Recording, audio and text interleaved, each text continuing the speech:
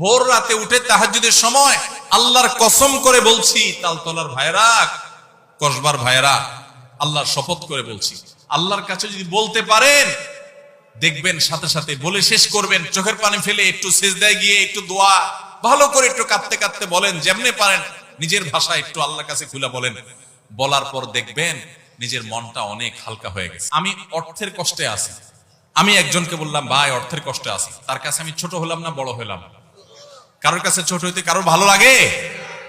কিন্তু আপনি যদি জায়গা মতো বলেন, মালিকের কাছে চোখের পানি ফেলে বলেন, আল্লাহ আমি অনেক কষ্টে আছি মালিক, আপনি জানেন সবকিছু, আল্লাহ আপনি আমার প্রতি রহম করেন, আল্লাহ আপনি আমাকে ভিক্ষা দান করেন, আল্লাহ আপনি আমাকে অনুগ্রহ করেন।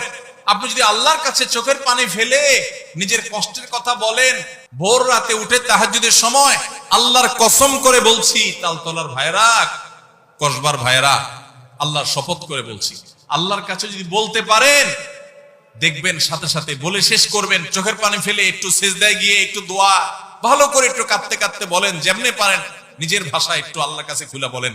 বলার পর দেখবেন নিজের মনটা অনেক হালকা হয়ে গেছে। যাদের জীবনে এই অভিজ্ঞতা নাই, সালহাতু সঙ্গে বুদি দিল খারাস আজমুদে এক জামানা খাকে বাস, বহুকাল পাথর হয়েছিলে, কিছু সময় একটু মাটি হয়ে দেখো ভাই, একটু মাটি হয়ে দেখো, একটু মাটি হয়ে দেখো, আল্লাহর কাছে একটু বিনম্র হয়ে দেখো, আল্লাহর কাছে একটু ছোট হয়ে দেখো, একটু চোখের পানি ফেলো ভাই, একদিন একটু ভোর রাতে উঠো। ও যুবক ভাই,